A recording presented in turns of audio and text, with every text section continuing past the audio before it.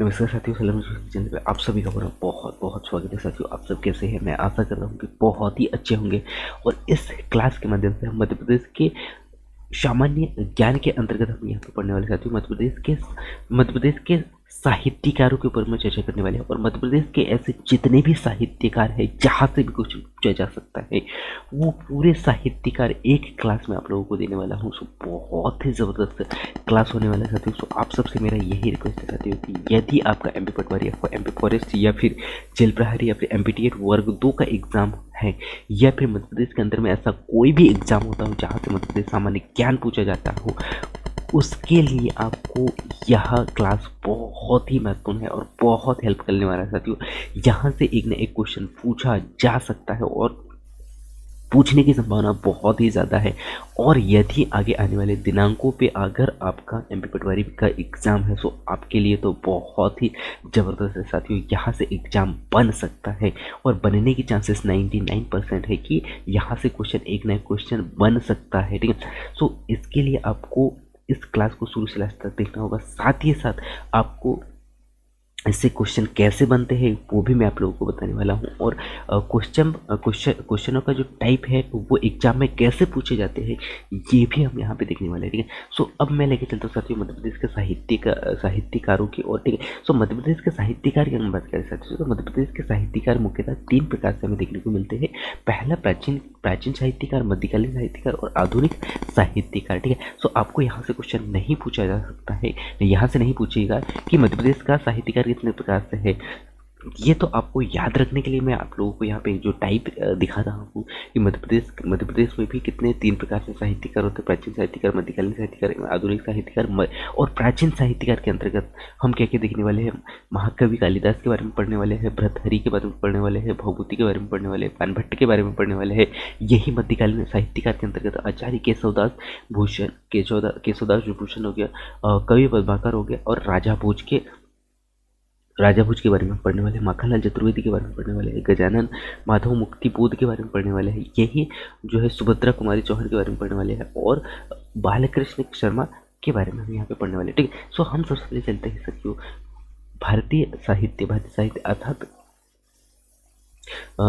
हम यहाँ पे पढ़ने वाले हैं प्राचीन साहित्य की ओर।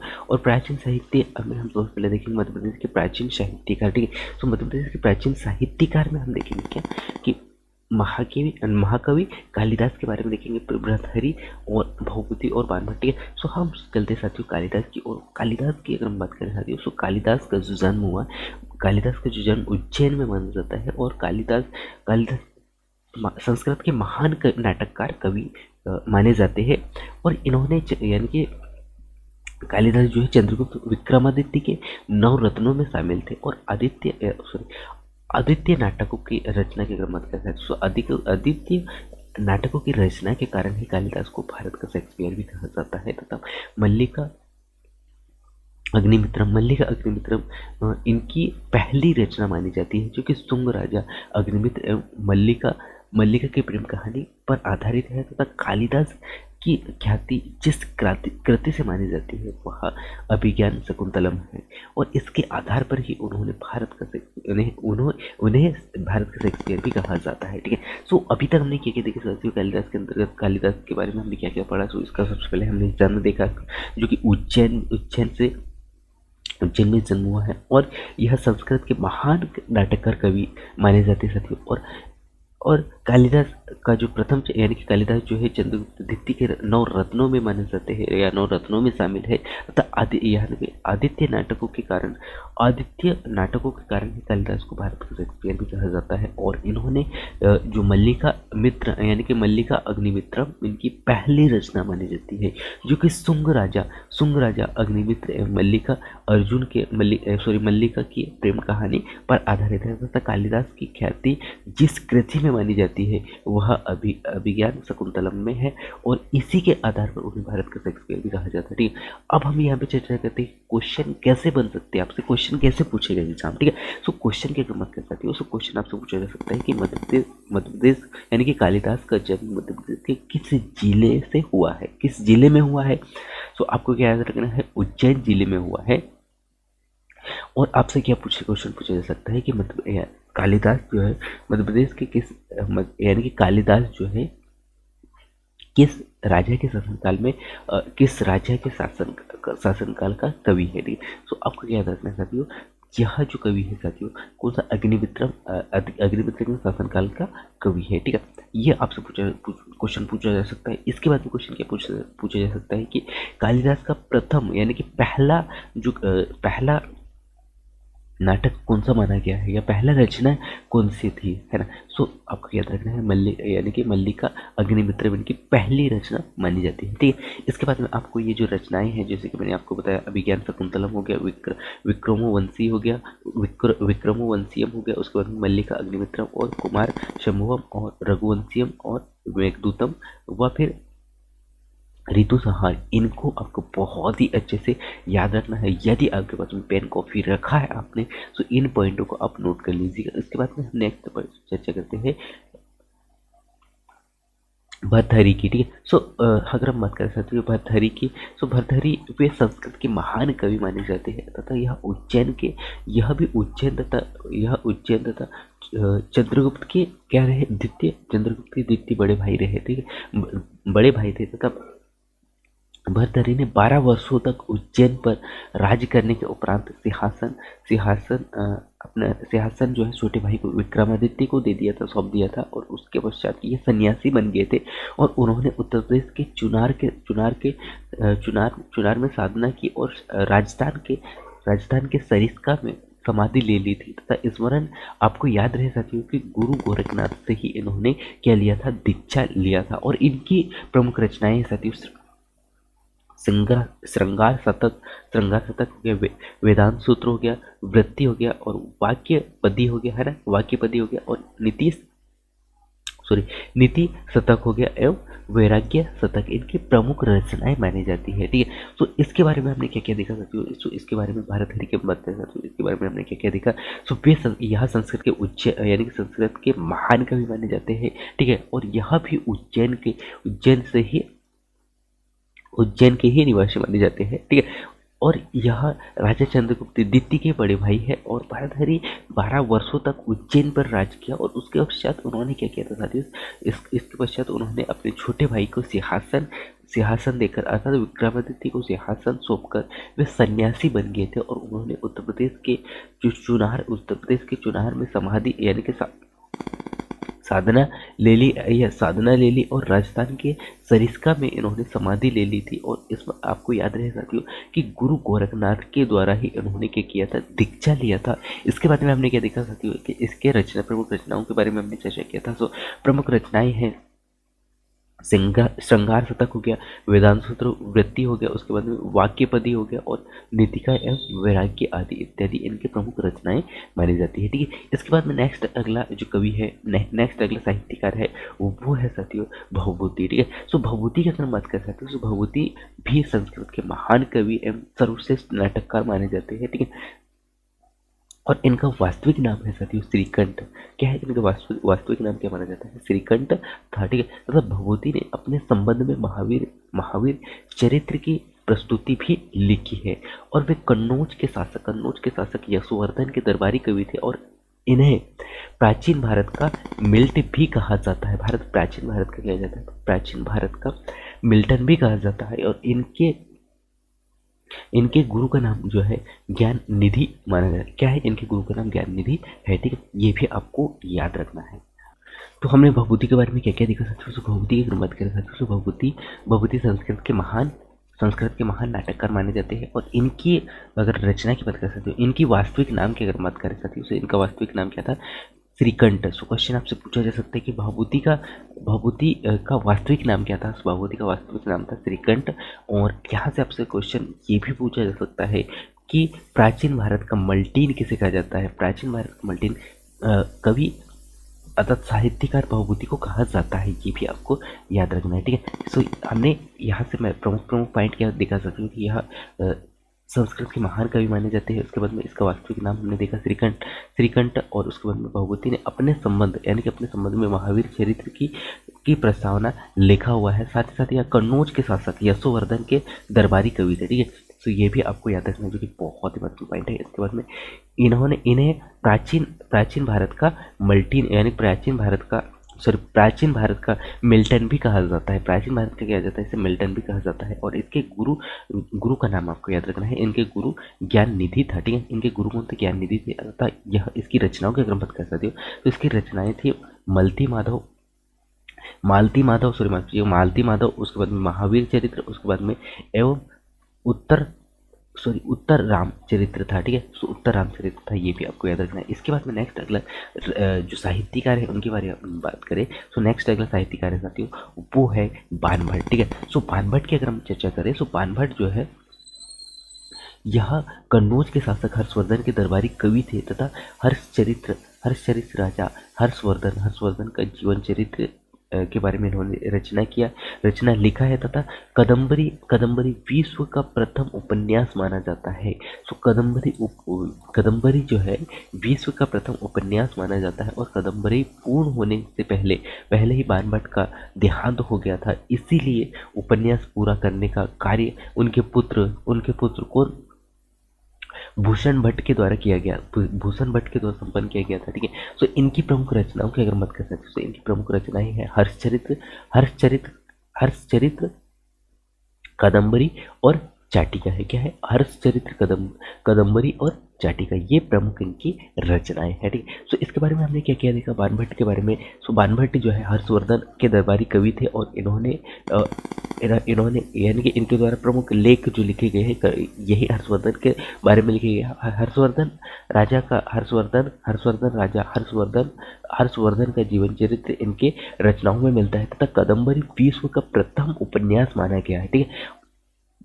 तथा कादम्बरी पूर्ण होने से पहले ही बाणभट्ट का क्या हो गया था, देहांत हो गया था। और इसी उपन्यास को पूरा करने के लिए उन्हीं का पुत्र भूषण भट्ट के द्वारा इसे पूरा किया गया, ठीक। तो इनकी प्रमुख रचनाओं की अगर बात करते हैं, तो इनकी प्रमुख रचनाओं के बारे में हमें क्या क्या देखा, हर्षचरित्र हो गया, कादम्बरी हो गया, उसके बाद में चट्टिका इनकी प्रमुख रचनाएं हैं, ठीक है।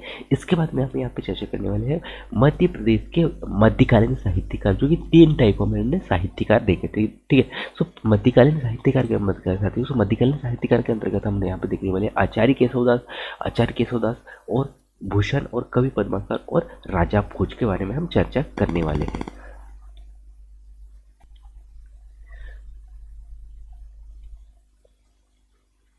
अगला कवि कौन है, आचार्य केशवदास, ठीक है। सो आचार्य केशवदास की अगर बात कर सकते हो, आचार्य केशवदास का जो जन्म हुआ था 1555 ईस्वी में, कहाँ, टीकमगढ़ जिले में हुआ। टीकमगढ़ जिले के ओरछा नगर में हुआ था। कहाँ पे, टीकमगढ़ जिले के ओरछा नगर में हुआ था। और ये रीतिकाल के प्रथम कवि माने जाते हैं। और इनकी कविताओं में भाषा की दुहारता एवं किलहटता के कारण केशवदास को कठिन काव्य का प्रेत भी कहा जाता है, ठीक है। और इनकी प्रमुख रचनाओं की अगर बात कर सकते हैं, इनकी प्रमुख रचनाएं हैं क्या क्या है। सो रसिक प्रिय है, कवि प्रिय है और रामचंद्रिका एवं वोर सिंहदेव चरित्र है और विज्ञान गीता है तथा रचना भवानी है। और इसके बाद में जहांगीर रामचंद्रिका एवं राम कलाकृत मंजूरी इत्यादि इनकी प्रमुख रचनाएं हैं, ठीक है। सो आचार्य केशवचंद्र के बारे में हमने क्या क्या देखा। आचार्य केशवचंद्र की अगर बात कर सकते हो, केशवदास की अगर बात कर सकते हो, सो आचार्य केशवदास का जो जन्म 1555 ईस्वी में टीकमगढ़ जिले में हुआ था। मध्य प्रदेश का टीकमगढ़ जिले के यानी कि ओरछा नगर में हुआ था। और ये रीतिकाल के प्रथम कवि माने जाते हैं। और इनकी कविताओं में भाषा की दुरूहता एवं विशिष्टता के कारण इस केशवदास को कठिन काव्य का प्रेत भी कहा जाता है, ठीक है। और इनकी रचनाएं जैसे कि मैंने आपको क्या बताया, रसिका प्रिय कवि प्रिय और उसके बाद में रामचंद्रिका एवं वो सिंहदेव चरित्र और विज्ञान गीतिका एवं रतन बाबनी जहांगीर चंद्रिका एवं राम अलंकृत मंजूरी इत्यादि इनकी प्रमुख रचनाएं हैं, ठीक। इसी के बाद में नेक्स्ट पे चर्चा करते हैं। और नेक्स्ट अगला साहित्यकार है भूषण, ठीक है। सो भूषण की अगर बात कर सकते हैं, तो भूषण का जो जन्म हुआ था टीकमगढ़ में 1613 ईस्वी में हुआ था। और भूषण जो रीतिकाल के प्रमुख कवि माने जाते हैं, प्रमुख कवि थे। इनकी जीवन काल की अगर बात करें तो इनका जीवन काल 1613 से 1715 ईस्वी के मध्य में मानी जाती है। और चित्रकूट के राजा रुद्रराज के द्वारा इन्हें भूषण की उपाधि प्रदान किया गया था। और इनका काव्य छत्रपति शिवाजी, इनका जो काव्य है छत्रपति शिवाजी बुंदेलखंड के राजा छत्रसाल के समकालीन माना जाता है इन्हें, ठीक है। इनकी प्रमुख रचनाओं की अगर बात करना है तो इनकी प्रमुख रचनाएं हैं शिवराज भूषण, भूषण हजारा, उसके बाद में भूषण उल्लास और छत्रसाल दशक और शिव भवानी एवं चंद्रमाला इत्यादि इनकी प्रमुख रचनाएं हैं, ठीक है। यहीं पे हमने क्या भूषण के बारे में हमने क्या देखा, भूषण का जो जन्म हुआ था टीकमगढ़ में हुआ था 1613 ईस्वी में हुआ। उसके बाद में भूषण रीतिकाल के प्रमुख कवि थे, है ना, जो भूषण रीतिकाल के प्रमुख कवि माने जाते हैं भूषण, ठीक है। और चित्रकूट के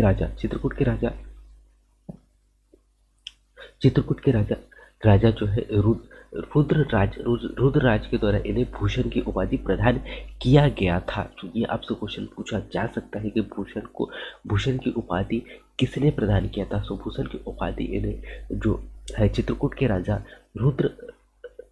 रुद्रराज के द्वारा इन्हें भूषण की उपाधि प्रदान किया गया था, ठीक है। ये आपको याद रखना है। और यानी कि काव्य छत्रपति शिवाजी एवं बुंदेलखंड के राजा छत्रसाल के यानी कि समकालीन में ये कवि माने जाते हैं, ठीक। उसके बाद में इनकी प्रमुख रचनाओं की अगर बात करें तो इनकी प्रमुख रचनाएं हैं भूषण, यानी कि शिवराज भूषण हो गया, भूषण हजारा हो गया, भूषण उल्लास हो गया, और छत्रसाल दशक एवं शिवानी भवानी। और इसका नेक्स्ट अगला रचना है साथियों चंदमाला आदि इत्यादि इनकी प्रमुख रचना है, ठीक है। इसी के बाद में नेक्स्ट अगला साहित्यकार आता है साथियों, और वो है पद्माकर, ठीक है। पद्माकर की अगर बात करते हैं पद्माकर कवि का जन्म हुआ था मध्य प्रदेश के कहा सागर जिले में 1553 ईस्वी में हुआ था। और इन्हें रीतिकाल का अंतिम सर्वश्रेष्ठ प्रतिनिधि कवि माना जाता है। और इनकी कविताएं जो इनकी कविताओं में ब्रज भाषा का शुद्ध रूप देखने को मिलता है। और पद्माकर को जैनपुरा के सुगरा शासक उदयपुर के जो प्रताप सिंह एवं ग्वालियर के दौलत राव सिंधिया जी का संरक्षण प्राप्त था, ठीक है। और इनकी प्रमुख रचनाओं की अगर बात करें तो इनकी प्रमुख रचना है गंगा हो गया, लहरी हो गया, प्रबोध 50 हो गया। इसके बाद में ईश्वर 85 हो गया, राम रसायन हो गया, और जगत विनोद हो गया, प्रकाश अली जहाँ हो गया। और इसके बाद में क्या है हितोपदेश हो गया, और जहसी हो गया, विरोध यानी कि विरोधावाली हो गया, और हिम्मत बहादुर विरोधावाली, और प्रबोध चंदोई एवं इसकी नेक्स्ट अगली रचना है साथियों प्रताप विरोधावाली इनकी प्रमुख रचनाएं हैं, ठीक है। हमने यहाँ पे पद्माकर के बारे में बहुत ही अच्छे से यहाँ पे चर्चा किया साथियों, ठीक है। और नेक्स्ट अगला यहाँ पे अगर पॉइंट देखे सकते हो यहाँ राजा भोज यानी कि परम वंश के महान शासक राजा भोज की अगर बात कर सकते हो, यहाँ परम वंश के महान शासक राजा भोज शूरवीर योद्धा होने के साथ ही एक विद्वान कवि अर्थात दार्शनिक एवं ज्योतिषी भी थे, तथा उन्होंने मालवा की राजधानी धारा नगरी जो है धारा नगरी पर यानी कि 13वीं शताब्दी से 14वीं शताब्दी के पूर्व में इन्होंने शासन किया था, ठीक है। और इनकी प्रमुख रचनाएं जो है साथियों है सरस्वती कंठाभरण और श्रृंगार, यानी कि क्या है नेक्स्ट अगला है श्रृंगार मंजरी। और नेक्स्ट अगला है चंपू रामायण एवं चरु आचार्य तत्व प्रकाश, ठीक है, इनकी प्रमुख रचनाएं हैं, ठीक है। सो राजा भोज के बारे में हमने क्या देखा है कि राजा भोज एक महान शासक था, मतलब एक सूरवीर शासक, महान शासक एवं सूरवीर शासक होने के कारण यह एक विद्वान कवि एवं दार्शनिक एवं ज्योतिष कवि भी इन्हें माना जाता है, ठीक है। और इन्होंने मालवा की राजधानी, कहाँ, धार जिले, है ना, धार, मालवा की राजधानी धार नगरी पर इन्होंने 13वीं एवं 14वीं शताब्दी के दशक में इन्होंने शासन किया था। और इनकी प्रमुख रचनाओं के बारे में मैंने क्या बताया साथियों आपको, सरस्वती कंठाभरण और श्रृंगार मंजरी इनकी प्रमुख रचनाएं हैं। और नेक्स्ट अगला है साथियों चंपू रामायण और आचार्य एवं तत्व प्रकाश इनकी प्रमुख रचना है, ठीक है। इसके बाद में थर्ड जो पार्ट है हमारे साथियों, यानी कि मध्य प्रदेश का आधुनिक साहित्यकार, ठीक है। सो आधुनिक साहित्यकार की अगर हम बात करते हैं तो आधुनिक साहित्यकार के अंतर्गत हमने क्या प्रमुख देखा था साथियों, माखनलाल चतुर्वेदी को देखा था। उसके बाद में गजानंद माधव मुक्तिबोध, और उसके बाद में सुभद्रा कुमारी चौहान और बालकृष्ण शर्मा नवीन को हमने देखा था, ठीक है। सो हम यहाँ पे चर्चा करते हैं माखनलाल चतुर्वेदी की ओर, ठीक है। तो माखनलाल चतुर्वेदी जो है प्रसिद्ध, यानी कि हिंदी के प्रसिद्ध कवि माने जाते हैं, कवि एवं लेखक एवं पत्रकार माने जाते हैं। और माखनलाल चतुर्वेदी का जो जन्म हुआ था 4 अप्रैल सन 1829 को 4 अप्रैल 1829 को बवाई अर्थात होशंगाबाद में हुआ था, ठीक है। तो ये जो जितने भी साहित्यकार के बारे में आप लोगों को बताना चाहते हो वो है मध्य प्रदेश के साहित्यकार, और ये मध्य प्रदेश का कोई भी एग्जाम आपसे पूछ ही सकता है। सो एक एक पॉइंट को मैं बहुत ही डिटेल से बता रहा हूँ, सो एक एक पॉइंट को आपको बहुत ही अच्छे से सोचना होगा। सो हमने यहाँ जो माखनलाल चतुर्वेदी के बारे में हमने क्या क्या देखा, सो माखनलाल चतुर्वेदी के बारे में हमने क्या देखा, यह प्रसिद्ध कवि एवं प्रसिद्ध पत्रकार भी थे, ठीक है। उसके बाद में माखनलाल चतुर्वेदी का जो जन्म हुआ था 4 अप्रैल सन 1889 को, होशंगाबाद के बवाई में हुआ था तथा इनका निधन के मत तो इनका निधन 13 जनवरी सन 1968 में हुआ था। यह एक भारतीय आत्मा यानी कि भारतीय आत्मा के नाम से भी प्रसिद्ध है, ठीक है। सो आपसे क्वेश्चन क्या पूछा जा सकता है कि ऐसा कौन सा कवि है, मध्य प्रदेश का ऐसा कौन सा कवि है जिसे भारतीय आत्मा के नाम से भी जाना जाता है, तो वो है साथियों आपका भारतीय आत्मा के नाम से जाने जाने वाला प्रसिद्ध कवि है माखनलाल चतुर्वेदी, ठीक है। माखनलाल चतुर्वेदी है, ठीक है। और इन्हें प्रभा और कर्मवीर के नाम से भी इन्होंने, यानी कि प्रसिद्ध कवि माने जाते हैं। और प्रभा और कर्मवीर नामक समाचार पत्र का संपादन भी इन्होंने किया था, ठीक है। और स्वतंत्रता आंदोलन के दौरान उन्होंने सहयोग आंदोलन और भारत छोड़ो आंदोलन में भी भाग लिया था, है ना। और माखनलाल चतुर्वेदी को सन 1955 में हिम तरंगिनी काव्य के लिए साहित्यकार अकादमी पुरस्कार भी मिला हुआ है तथा सन 1963 में इन्हें पद्म विभूषण यानी कि पद्म भूषण के रूप में भी इन्हें सम्मानित किया, पद्म भूषण पुरस्कार से भी सम्मानित किया गया है। तथा माखनलाल चतुर्वेदी के सम्मान में मध्य प्रदेश साहित्य अकादमी द्वारा सन 1991 ईस्वी में माखनलाल चतुर्वेदी पुरस्कार का प्रारंभ भी किया गया है। और साथ ही साथ माखनलाल चतुर्वेदी राष्ट्रीय पत्रकारिता विश्वविद्यालय की स्थापना भी किया गया है, ठीक है। सो इसके बारे में हमने यहाँ पे हमने क्या क्या देखा, सो हमने यहाँ पे क्या क्या देखा सकते हो माखनलाल चतुर्वेदी के बारे में। तो माखनलाल चतुर्वेदी की अगर बात कर सकते हो तो माखनलाल चतुर्वेदी के बारे में हमने क्या क्या देखा, तो माखनलाल चतुर्वेदी एक सुप्रसिद्ध कवि थे और एक पत्रकार भी थे, ठीक है। तो ये देखा हमने। और माखनलाल चतुर्वेदी का जो जन्म हुआ था 4 अप्रैल सन 1889 अर्थात 1889 को हुआ था। 89 को कहा होशंगाबाद जिले के बवाई शहर में हुआ था, बवाई में हुआ था तथा इनका निधन जो हुआ था 30 जनवरी सन 1968 में हुआ था, ये भी आपको याद रखना है। और यह एक भारतीय आत्मा यानी कि इसे भारतीय आत्मा के नाम से भी प्रसिद्ध है, यह भारतीय आत्मा के नाम से भी जाना जाता है, ठीक है। तथा माखनलाल चतुर्वेदी जी ने प्रभा एवं कर्मवीर नामक समाचार पत्र भी संपादित किया तथा स्वतंत्रता आंदोलन के दौरान उन्होंने सहयोग आंदोलन एवं भारत छोड़ो आंदोलन में भी भाग लिया था। और माखनलाल चतुर्वेदी को सन 1955 में हिम तरंगिनी काव्य के लिए साहित्य अकादमी के रूप में इन्हें पुरस्कार भी दिया गया। और सन 19 यानी कि 1963 में इन्हें क्या किया, पद्म भूषण पुरस्कार से भी सम्मानित किया गया। और माखनलाल चतुर्वेदी के सम्मान में मध्य प्रदेश साहित्य अकादमी द्वारा सन 1961 में इन्हें माखनलाल चतुर्वेदी पुरस्कार, यानी कि इनके नाम से माखनलाल चतुर्वेदी पुरस्कार भी प्रारंभ किया गया। और माखनलाल चतुर्वेदी राष्ट्रीय पत्रकारिता विश्वविद्यालय की स्थापना भी इसी के नाम पर रखा गया है। ठीक है, तो ये आपको याद रखना है। साथ ही साथ इनकी प्रमुख रचनाओं की अगर बात कर सकते हो तो इनकी प्रमुख रचनाएं हैं पुष्प की अभिलाषा, हिम तिरंगिनी, पुष्प की अभिलाषाओं के हिम तिरंगिनी हो गया। और उसके बाद में हिम किरटनी हो गया, किरीटनी हो गया। उसके बाद में युग चरण हो गया और मकर ध्वज इनकी प्रमुख रचनाएं हैं। और बिजूरी हो गया, बिजूरी समर्पण, वंशावस यानी कि वनवासी हो गया। उसके बाद में समय के पाव और अमीर इरादे गरीब इरादे और चिंतक की लाचारी, रंगों की बोली और कृष्ण अर्जुन युद्ध इत्यादि एवं साहित्य के देवता इत्यादि इनकी प्रमुख रचनाएं हैं। ठीक है, सो मैं उम्मीद करता हूँ कि आपने माखनलाल चतुर्वेदी के बारे में बहुत ही अच्छे से समझ लिया होगा।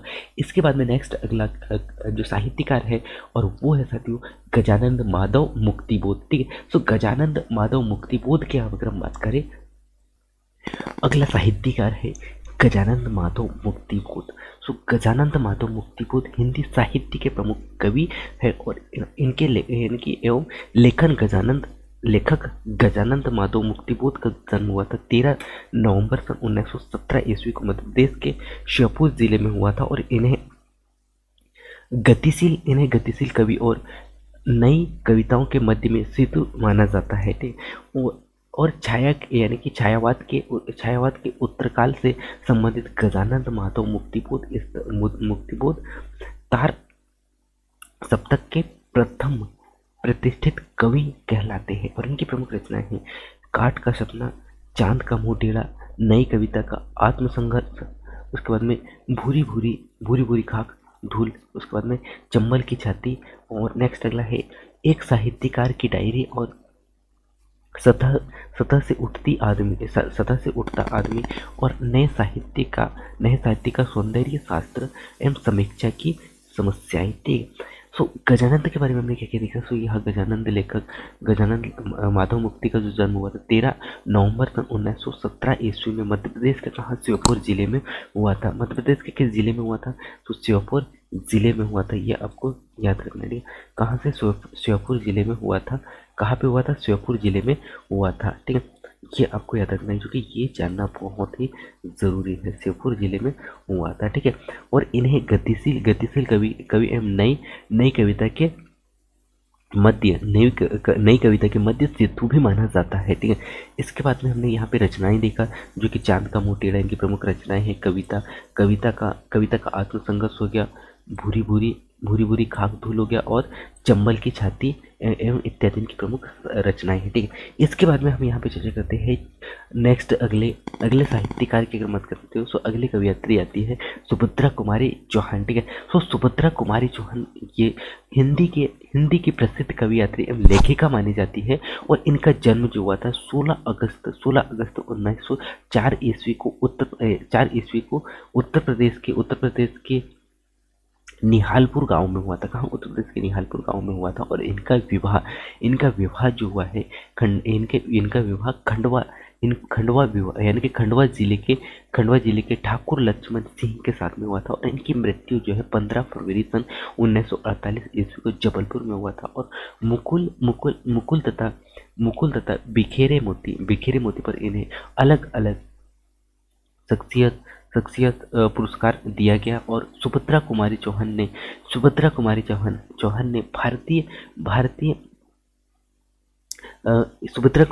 ने भारतीय रवाधुनता आंदोलन में भी स्वाधीनता आंदोलन में भी इन्होंने इनकी प्रेरणा देखने को मिलती है। और यह प्रेरित होकर इन्होंने राष्ट्र प्रेम पर कविताओं की रचना की। और इन्हें यानी कि इनमें झांसी की रानी और जलियांवाला बाग में बसंत विशेष प्रमुख इनकी उल्लेखनीय है। और इनकी प्रमुख रचनाओं की अगर बात कर सकते हो तो इनकी प्रमुख रचनाएं हैं झांसी की रानी, मुकुल हो गया और जो कि 1930 इसकी रचना की थी। उसके बाद में यानी कि बिखरे मोती और सीधे सीधे चित्र और सभा का सभा का खेल चित्राधारा।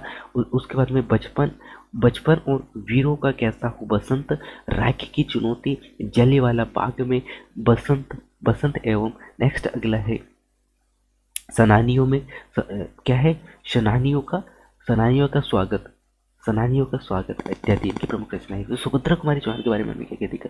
सुभद्रा कुमारी चौहान यह एक कवियात्री लेखिका थी और इनका जन्म 16 अगस्त सन 1904 ईस्वी में उत्तर प्रदेश के नीलपुरा गांव में हुआ था। लेकिन इनका विवाह मध्य प्रदेश के खंडवा जिले के लक्ष्मण ठाकुर यानी कि ठाकुर लक्ष्मण सिंह के साथ में हुआ था और इनकी मृत्यु कब हुआ था 15 फरवरी सन 1948 ईस्वी को जबलपुर में हुआ था तथा मुकुल तथा बिखरे मोती पर इन्हें अलग अलग शख्सियत से पुरस्कार इन्हें अलग अलग रूप में इन्हें पुरस्कार भी मिला है। सुभद्रा कुमारी चौहान ने भारतीय स्वाधीनता के अगर मत कर सकते स्वाधीनता आंदोलन में भी इन्होंने इनकी प्रेरणा से यानी कि इससे प्रेरित होकर इन्होंने राष्ट्र प्रेम पर कविताओं की रचना की और इन्हें झांसी की रानी और जलियांवाला बाग में बसंत उल्लेखनीय यानी कि के ऊपर में इन्होंने अनेक उल्लेखनीय रचना में भी लिखा है। ठीक है, इसी के बाद में नेक्स्ट अगला चर्चा करते हैं बालकृष्ण शर्मा की और। ठीक है, सो बालकृष्ण शर्मा पंडित बालकृष्ण शर्मा नवीन का जो जन्म 8 दिसंबर सन 1987 में श्योपुर जिले के भयाना नामक गांव में हुआ था और ये प्रताप तथा प्रभा नामक पत्रिका से संपादक रहे हैं और इनकी मृत्यु 29 अप्रैल सन 1960 ईस्वी में हुआ था और इनकी प्रमुख रचना है उर्मिला कुमकुम कुमकुम और उसके बाद में रसीम रेखा हम विस्याई विष पाई जन्म के और उसके बाद में विपुल गायन और अनल गायन इत्यादि की प्रमुख रचनाएं हैं। सो बालकृष्ण शर्मा की अगर मत कर सकते हो बालकृष्ण शर्मा का जन्म जो हुआ था 8 दिसंबर सन 1897 ईस्वी में कहाँ शाजापुर जिले में हुआ। शाजापुर जिले मध्य प्रदेश के शाजापुर जिला में हुआ था और भयाना नामक जो मध्य प्रदेश जिले यानी कि मध्य प्रदेश के शाजापुर जिले के भयाना नामक गांव में हुआ था और ये प्रताप तथा प्रभा नामक पत्रिका के संपादक भी रहे हैं और इनकी मृत्यु 29 अप्रैल 1960 ईस्वी में हुआ था। ठीक है, इसके बाद में नेक्स्ट अगला कवि है भवानी प्रसाद मिश्र। ठीक है, सो भवानी प्रसाद मिश्र की बात कर सकते हैं। भवानी प्रसाद मिश्र भी हिंदी साहित्य के प्रसिद्ध कवि माने जाते हैं। प्रसिद्ध कवि तथा गांधीवादी विचारक भवानी प्रसाद जी का जन्म हुआ था 29 अप्रैल 1913 ईस्वी को होशंगाबाद जिले के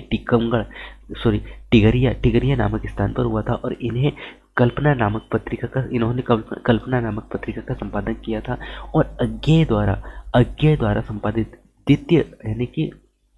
द्वितीय तार संपादक में अग्रणी कवि के रूप में भी इन्हें माना जाता है। द्वितीय अग्रणी कवि के रूप में इन्होंने कार्य किया था।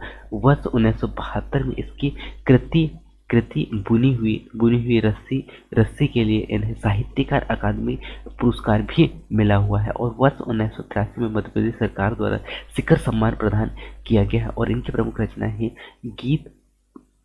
गीत फरोश उसके बाद में चकित है दुख, उसके बाद में पाव एवं पंख बुनी हुई रस्सी सतपुड़ा के घने जंगल, उसके बाद में चित्रकाल संध्या और खुशबू के शिलालेख एवं अंधेरी कविताएं इत्यादि की प्रमुख रचनाएं। ठीक, तो भवानी प्रसाद के बारे में हमने क्या क्या देखा। भवानी प्रसाद मध्य प्रदेश के किस जिले से स्थित किस जिले में इनका जन्म हुआ था। सो आपको याद रखना है 29 मार्च 1913 को होशंगाबाद जिले के टिगरिया गांव में इनका जन्म हुआ था, ये आपको याद रखना है।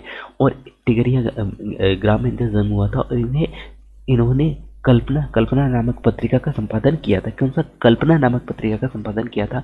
और आपको एक बात बता दूं साथियों कि ये पत्रिका के ऊपर मध्य प्रदेश के ऐसे जितने भी पत्रकार हुए हैं या ऐसे जितने भी पत्रिकाएं हैं, इनके बारे में एक एक्स्ट्रा क्लास आप लोगों को देने वाला हूँ, जिसमें आपको पूरे पत्रकार के नाम आपको मिलेंगे, साथ ही साथ कौन कौन सी पत्रिकाएं मध्य प्रदेश से संचालित किए गए इसके बारे में पूरा डिटेल से आप लोगों को देने वाला हूँ। सो वहाँ से भी आप बहुत से अच्छा से डाटा को स्टोर कर सकते हैं।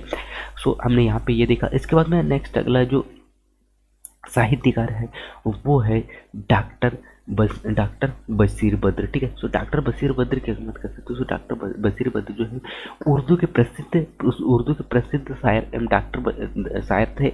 और डॉक्टर बशीर बद्र का जन्म हुआ 15 फरवरी सन 1945 को अयोध्या अर्थात उत्तर प्रदेश में हुआ था तथा बाद में ये भोपाल मध्य प्रदेश में बस गए थे तथा वर्ष 1994 में इनके कविता संग्रह आस के लिए इन्हें साहित्य अकादमी पुरस्कार भी मिला था।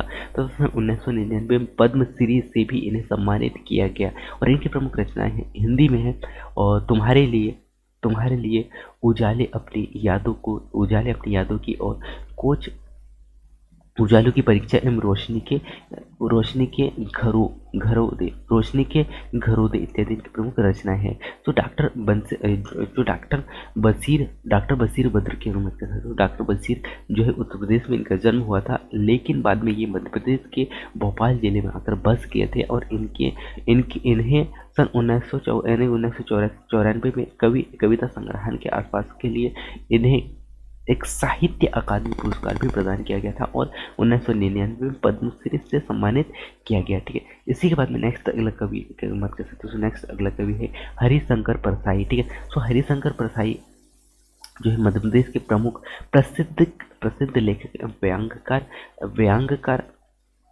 हरिशंकर परसाई का व्यांगकार थे। और हरिशंकर परसाई का जो जन्म हुआ था 22 अगस्त 1924 ईस्वी में मध्य प्रदेश के हरदा जिले के जमानी गांव में हुआ था। और परसाई जी ने वसुधा एवं प्रहारी नामक मानसिक पत्रिका का संपादन भी किया था। और इन्हें सन 1982 में व्यांग संग्रह विकलांग श्रद्धा का दौर के लिए साहित्य अकादमी पुरस्कार से सम्मानित किया गया था। और इन्होंने व्यंग क्षेत्र में विशेष योगदान दिया। और इनकी मृत्यु 10 अगस्त 1995 ईस्वी में हुआ था। और इनकी प्रमुख रचनाएं हैं हंसते हैं रोते हैं, उसके बाद में भोलाराम का जीवन, रानी नागफनी की कहानी, उसके बाद में तट की खोज और ज्वाला और जल, और तब की बात और थी। और उसके बाद में भूत के पाँव पीछे बेईमानी की परत, उसके बाद में अपनी बीमारी और प्रेमचंद के फटे जूते, उसके बाद में माटी कहे कुमार के और आवारा भीड़ के खतरे।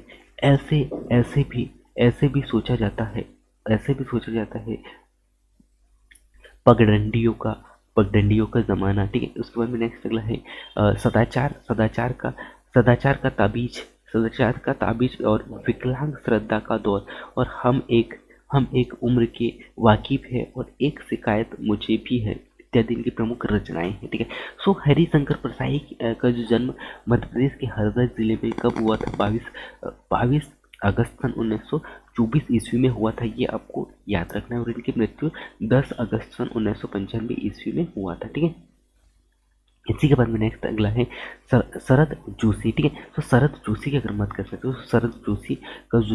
शरद जोशी प्रमुख लेखक एवं व्यांग्यकार कवि थे। और शरद जोशी का जन्म हुआ था उज्जैन जिले में हुआ था तथा यह 1991 में 1956 के दशक 56 में इन्होंने नई दुनिया समाचार पत्र के लिए इन्हें लगातार व्यंग लेखन का कार्य किया था। 1990 में इन्हें पद्मश्री से भी सम्मानित किया गया। और वर्ष 1992 में इनकी स्मृति में व्यंग लेखन के क्षेत्र में शरद जोशी सम्मान भी प्रदान किया जाता है।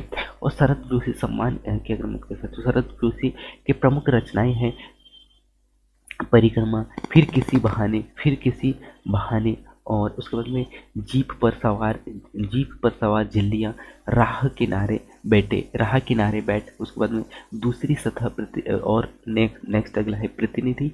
प्रतिनिधि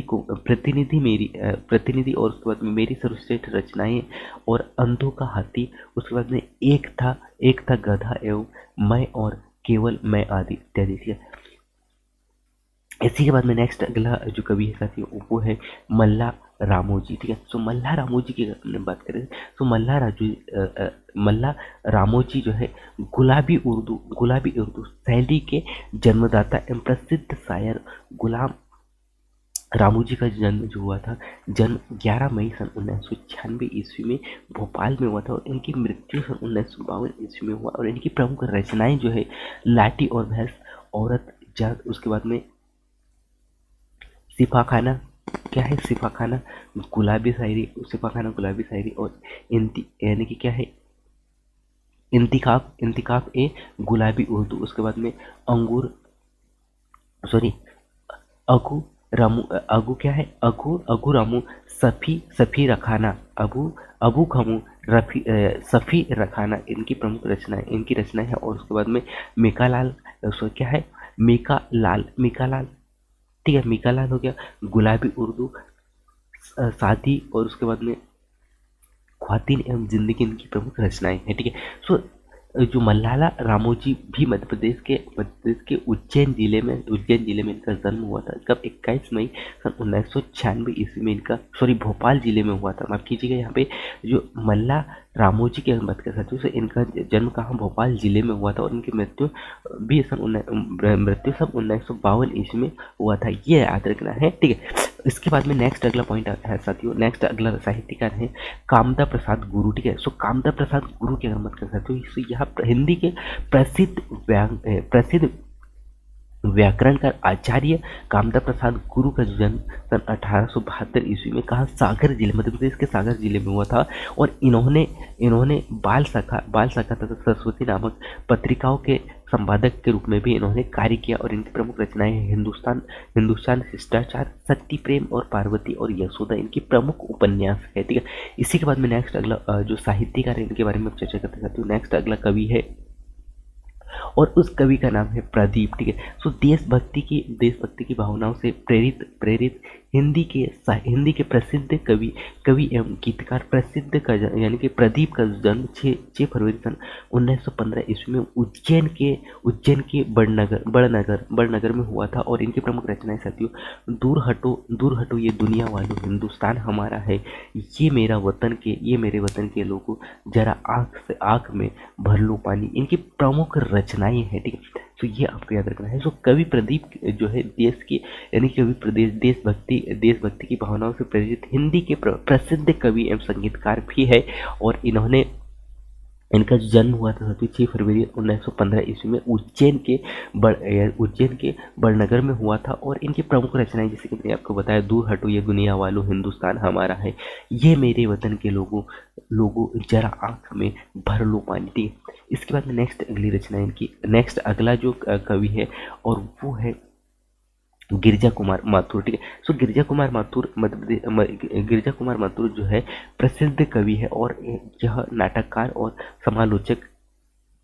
गिरिजा कुमार माथुर का जन्म जो हुआ था 22 अगस्त सन 1919 को अशोकनगर जिले में हुआ था। कहाँ? मध्य प्रदेश के अशोकनगर जिले में हुआ था। और वर्ष 1919 में इन्हें कविता संग्रह में यानी कि कविता संग्रह में मैं वक्त के सामने के लिए साहित्य अकादमी पुरस्कार भी इन्हें प्रदान किया गया। और वर्ष 1993 में व्यास सम्मान भी इन्हें दिया गया। और इनका लिखा हुआ गीत हम होंगे कामयाब अत्यंत लोकप्रिय साबित हुआ। और इनकी प्रमुख रचनाएं हैं नाश और निर्माण और मंजीर मदार, धूप के धानशिला एवं पंख चमकीले आदि इत्यादि इनकी प्रमुख रचनाएं हैं। ठीक है, नेक्स्ट अगला जो कवि है और वो है साथियों चंद्रकांत वेदांत। ठीक है, सो चंद्रकांत वेदताले। ठीक है, चंद्रकांत देवताले। ठीक है, सो चंद्रकांत देवताले हिंदी के प्रसिद्ध कवि एवं लेखक चंद्रकांत देवताले का जन्म 7 नवंबर 1936 ईस्वी में कहा बैतूल जिले के ज्वलजेड़ा नामक ग्राम में गांव में हुआ था। और इनकी प्रमुख रचनाएं हैं दीवारों पर खून से लकड़ लकड़ बग्घा हंस रहा है, पत्थर की बेंच, उसके बाद में उजाड़ के संग्रहालय, हड्डियों में छिपा ज्वार इत्यादि इनकी प्रमुख रचनाएं हैं। जो चंद्रकांत देवताले जो है मध्य प्रदेश के बैतूल जिले से इनका जन्म हुआ था। कब? 7 नवंबर 1936 ईस्वी में हुआ था। ठीक है, ये आपको याद रखना है। उसके बाद में नेक्स्ट अगला है नरेश नरेश मेहता। ठीक है, तो नरेश मेहता प्रसिद्ध उपन्यासकार नरेश मेहता का जो जन्म हुआ था कब? 16 फरवरी 1922 ईस्वी में शाजापुर जिले, मध्य प्रदेश का शाजापुर जिले में हुआ था। और इन्हें साहित्यकार पत्रिका कृति और इंदौर से प्रकाशित चौथे संस्करण के नाम से भी, यानी कि चौथे संस्करण नामक हिंदी दैनिक का संपादक इन्हें माना जाता है। ठीक है, और वर्ष 1992 में इन्हें ज्ञानपीठ पुरस्कार से भी सम्मानित किया गया। और इनकी प्रमुख रचना है चैत्या यहाँ पद बंधु था। और नेक्स्ट अगला है यानी कि प्रशा दर्पण आरण्य एवं पुरुष इत्यादि इनकी प्रमुख रचनाएं हैं। ठीक, नेक्स्ट अगला है बाल कवि बैरागी। ठीक है, तो बाल कवि बैरागी के मत कर सकते हैं। तो बाल कवि बैरागी जो है, यह बालकवि बैरागी का जन्म 10 फरवरी 1931 ईस्वी में मध्य प्रदेश के मंदसौर जिले के रामपुर गांव में हुआ था। और ये 13 मई सन 2018 को इनके गृह नगर मानस में इनकी यानी कि इनका निधन हो गया था। और इनकी प्रमुख रचनाएं हैं साथियों, भावी रक्षक, देश के, और अपनी गंध नहीं बेचूंगा, और दो टूक है, और सारा देश हमारा, और दीवट पर दीप, और चांद में दब्बा इत्यादि की प्रमुख रचनाएं हैं। ठीक है, नेक्स्ट अगला है बधुदयाल श्रीवास्तव। ठीक है, प्रभुदयाल श्रीवास्तव। ठीक है, सो प्रभुदयाल श्रीवास्तव के मत कर सकते हो। प्रभुदयाल श्रीवास्तव हिंदी के प्रसिद्ध व्यंग्यकार एवं लेखककार प्रभुदयाल श्रीवास्तव का जन्म 4 अगस्त 1944 को दमोह जिले के धर्मपुरा गांव में इनका जन्म हुआ था।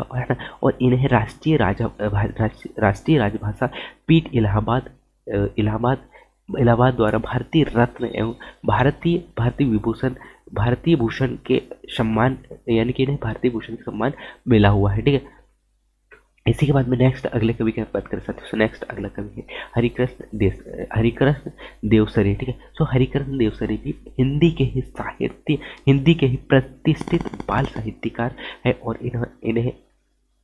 इन्होंने संपादक हरिकृष्ण देवसरे का जन्म जो हुआ था 3 मार्च 1940 ईस्वी को सतना जिले के नागौद कस्बे में हुआ था। और इन्होंने 250 से अधिक पुस्तकों का लेखन एवं पराग एवं बाल पत्रिकाओं का प्रकाशन किया था इन्होंने। ठीक है, और इनकी प्रमुख रचनाएं साथियों, डाकू का बेटा, उसके बाद में मील के पहले पत्थर, उसके बाद में श्वान यात्रा, और प्रथम दीप स्तंभ एवं दूसरे ग्रह के गुप्तचर। ठीक है, इनकी प्रमुख रचना है। ठीक है, इसके बाद में कृष्ण सरल। ठीक है, सो कृष्ण सरल के मत कर साथियों, यह हिंदी के प्रसिद्ध कवि श्री कृष्ण सरल का जन्म 1 जनवरी सन 1919 में अशोकनगर जिले में हुआ था। और यह साहित्य अकादमी मध्य प्रदेश द्वारा इनके सम्मान में कविता के लिए श्री कृष्ण पुरस्कार भी प्रदान किया गया। इनकी रचनाएं हैं क्रांतिकारी कोश। ठीक है, उसके बाद में क्रांतिकारी कोश, इतिहास पुरुष, सुभाष और महाबली इत्यादि इनकी प्रमुख रचनाएं। ठीक है, इसी के बाद में नेक्स्ट अगला है अनिल माधव दवे। ठीक है, अनिल माधव दवे। ठीक है, सो इनका जन्म जो हुआ था मध्य प्रदेश के पूर्व राज्यसभा, यह मध्य प्रदेश के पूर्व राज्यसभा सदस्य अर्थात पर्यावरणीय विद हिंदी के प्रसिद्ध लेखक अनिल माधव दवे का जन्म जो हुआ था 6 जुलाई सन 1956 ईस्वी उज्जैन के बड़नगर में हुआ था।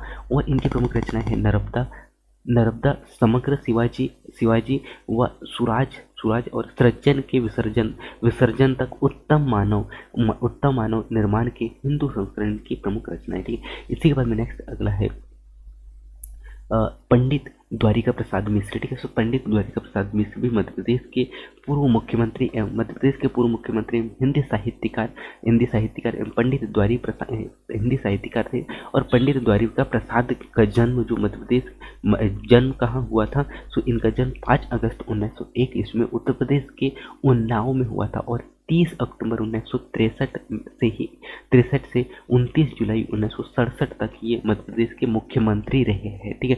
सो ये भी आपको याद रखना है, ठीक है। उसके बाद में नेक्स्ट अगला है माधवराव सप्रे की अगर बात करते हैं तो यह हिंदी के सुप्रसिद्ध कहानीकार एवं माधवराव सप्रे का जन्म हुआ था 1971 में दमोह जिले के पतरिया ग्राम में हुआ था। और यह छत्तीसगढ़ मित्र मासिक पत्रिका और लोकमान्य तिलक के मराठी भाषा के केसरी पत्र का हिंदी भाषा में इन्होंने प्रकाशन किया था। और इनकी प्रसिद्ध कहानी टोकरी भर मिट्टी को मध्य प्रदेश में हिंदी की प्रथम कहानी माना जाता है। और इनकी प्रमुख रचना है महाभारत मीमांसा और एवं हिंदी दासबोध इनकी प्रमुख रचना है। इसके बाद में नेक्स्ट अगला है अटल बिहारी वाजपेयी। सो अटल बिहारी वाजपेयी की मत कर सकते हैं। सो अटल बिहारी वाजपेयी प्रधानमंत्री यानी कि पूर्व प्रधानमंत्री रह चुके हैं। और हिंदी के प्रसिद्ध कवि एवं प्रखर वक्ता अटल बिहारी वाजपेयी का जन्म 25 अगस्त 1924 ईस्वी में ग्वालियर जिले में हुआ था। कहाँ? मध्य प्रदेश के ग्वालियर जिले में हुआ था। और इन्होंने राष्ट्रधर्म एवं पंचजन्य और वीर अर्जुन आदि पत्रिकाओं का संपादन भी किया। और इन्हें वर्ष 1992 में पद्म विभूषण तथा वर्ष 2015 में देश के सर्वोच्च नागरिक सम्मान भारत रत्न से सम्मानित किया गया। और इनके जन्मदिवस को राष्ट्रीय सुशासन दिवस भी मनाया जाता है। सो अटल बिहारी वाजपेयी के जन्म दिवस के रूप में यानी कि राष्ट्रीय सुशासन दिवस के रूप में मनाया जाता है, ये भी आपको याद रखना है। और विगत 16 अगस्त 2018 को क्या हो गया? निधन हो गया, ठीक है। मृत्यु या हत्या संसद में 3 दशक अमर बलिदान, मेरी 51 कविताएं एवं राजनीति की रपटीली राहें, रंग हिंदू मेरा परिचय और एक कैदी कविराय की कुंडलियां इत्यादि इनके प्रमुख रचनाएं हैं, ठीक है। सो मध्य प्रदेश के हमने प्रमुख साहित्यकार के बारे में हमने बहुत ही अच्छे से चर्चा किया। अब मध्य प्रदेश के प्रमुख लोक साहित्यकार के बारे में हम यहाँ पे चर्चा कर लेते हैं। सिंगाजी की अगर बात कर सकते हैं, सिंगाजी का जो जन्म हुआ था, संत सिंगाजी का जन्म ग्राम खजूरी जिला है, ग्राम खजूरी जिला अर्थात जिला खरगोन में वैशाख सुदी 9वीं अर्थात 1571 ईस्वी को हुआ था। और इनकी मृत्यु सावन शुक्ल 9वीं अर्थात 1616 को समाधि लेकर इन्होंने यहाँ देह त्याग किया, ठीक है। और इनकी मृत्यु में उसी वंश संवत शारदा पूर्णिमा पर मेला लगाया जाता है।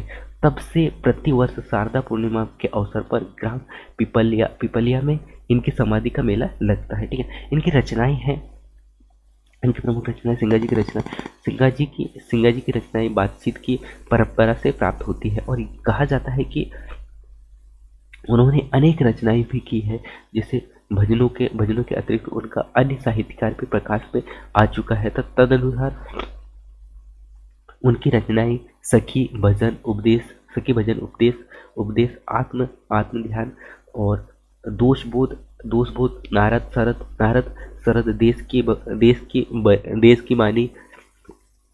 उसके बाद में नेक्स्ट है क्या? बानावली है ना, बानावली और 7 बार तिथि और भरमासी इत्यादि इनकी प्रमुख रचना है, ठीक है। भाषा शैली की बात करें तो सिंगाजी की काव्य भाषा जो है निमाड़ी में लिखी गई है। और लेखन मजनू की भाषा का जो खड़ी बोली में इनकी रचनाएं है, ठीक है। और नेक्स्ट अगला है विशेष की अगर बात करें तो संत सिंगाजी कबीर के प्रभावी भक्ति आंदोलन के प्रतिनिधि के निर्गुण संत कवि थे। और अंत में इनकी रचनाएं जो है निर्गुण ब्रह्म एवं महिमा का ही गुणगान करते हैं, ठीक है। इसी के बाद में नेक्स्ट अगला जो है जगनी की अगर बात करें तो जगनी जो है, जगनी कलिंजर नरेश परिमल परिमल देव के दरबारी कवि थे तथा आचार्य रामचंद्र शुक्ल ने इनका जो यानी कि आचार्य रामचंद्र शुक्ल ने इनका जन्म जन्म 1230 ईस्वी के आसपास में माना है, ठीक है। और इनकी प्रमुख रचनाएं हैं अल्लाहखंड में परिमल राशो, उसके बाद में अल्लाहखंड विश्व की सबसे बड़ी लोक गाथा, और इसमें बुंदेलों की उपबोली बनाफरी का प्रयोग कर महान वीर अल्लाह एवं उदल की सूर्य गाथाओं को गीतों के रूप में इन्होंने प्रस्तुत किया। नेक्स्ट अगला है ईसूरी।